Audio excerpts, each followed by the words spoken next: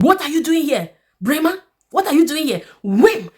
She was with a cane. Whim! What are you doing? Story time about the day my mom's sister, my aunt, spanked a brother from my church who was in the choir with me. Let's get into it. So, one thing that I've come to realize is that a lot of men hide under religion to be able to groom and manipulate young girls to get them in bed or to get them married. And this was what was trying to happen before my aunt stepped in like Rambo and saved the day. So what was it that happened?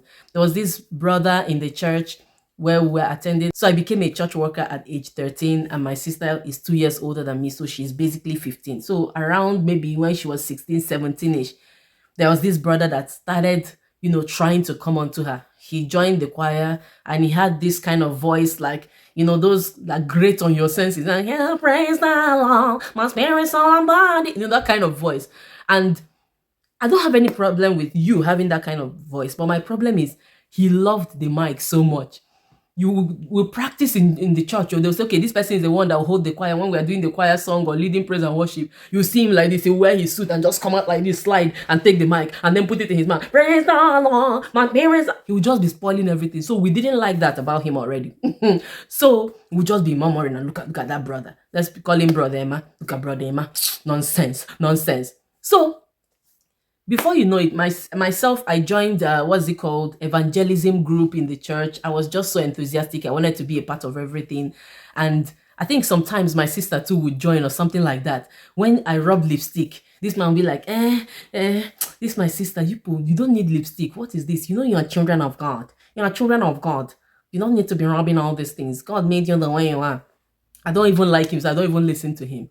So every time after church, he will now be following us and be going home. Every time he'll be following us and going home. And then we noticed it was my sister. He just wants to go with her. So after church, before he even say Jack, you just, slide and hide and escape. This man will still find a way to follow her. We're still like, what is this guy doing? Then one day he traveled to the north. And then when he came back, he brought one loaf of bread like that. I think they used to call it cake bread. And he brought it. And he said he brought it specially for my sister. And he gave it to my mom. And my mom was like, okay, thank you for the bread. She was not even taking anything seriously. But my sister was like, that is fishy. Why is it that this man is saying that he's bringing bread for me? Number one, I don't even like you. Number two, why are you now saying that you're bringing bread for me? I will never eat that bread. So, like I said, she didn't eat that bread, but every time he will keep following her. So one day, I don't know whether he was trying to propose. I don't know what this guy was trying to do, this Brema. So one day he was now following my sister. My sister was now running all the way from church. All the way from church. He was following her. Let's say my sister's name is Amara. Say, Sister Ami, where are you running? Now wait, where are you running? So my sister was just running and running and she got home and she went into her room and she slammed the door.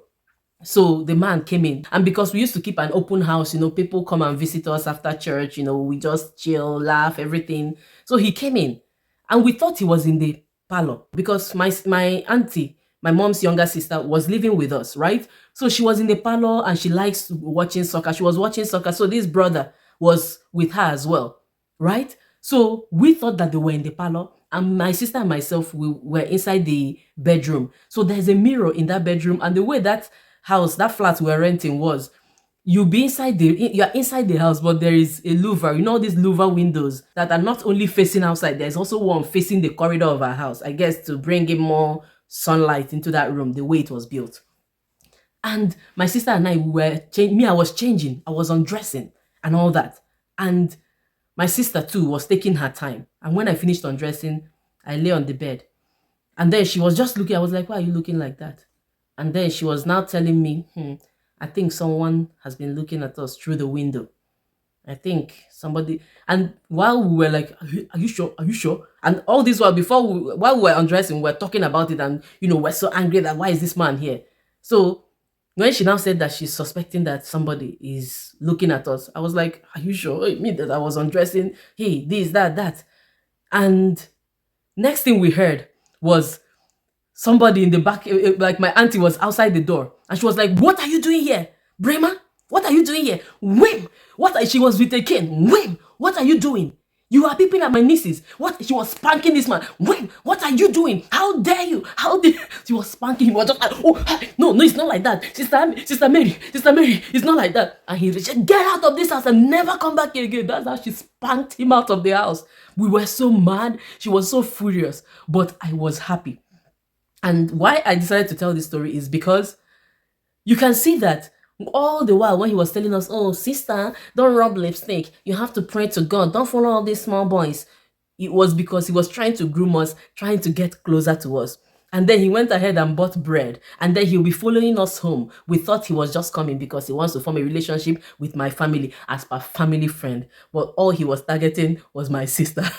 But I'm so glad that my auntie gave him the whooping of his life. And she's that kind of person, even if he had gone and said, let's fight. The story I've heard about her from her childhood is that she's very strong. If you misbehave, she'll just go and find her trouser and wear it, and she will give you the beating of your life. Regardless of whether you're a man, whether you are tall, whether you are short, whether you are round, she will deal with you. So she was ready. So I'm so grateful for that, my aunt, for standing up for me and my sister. And that was it. That guy never showed up at our house and he stopped trailing us. So what I want you to take away is this. Sometimes, especially if you're in church, if you have young daughters or if you're a young lady, sometimes that prayerful bra that is coming to you and telling you, oh, sister, there is that. Sometimes it's not because they're so spiritual. There's something that they might be looking for from you. So just be careful. So take every image or facade of holiness from that brother out there with a grain of salt. At the end of it all, men are still humans, even if they are bro, even if they are pastor. It is what it is. Just be careful. The way you are careful about men outside, be careful of men inside. A lot of people say the church is the hospital. There are people with different kinds of attitudes and characters and flaws. So if you think, oh, because he can pray and kabash and he can sing those high notes and he's the leader of the choir, you never can tell. Just be careful. Look out for your daughters. Look out for yourself. Look out for your nieces. Look out for your nephews. Look out for your little ones. There are bad people out there and they could be hiding in plain sight in church.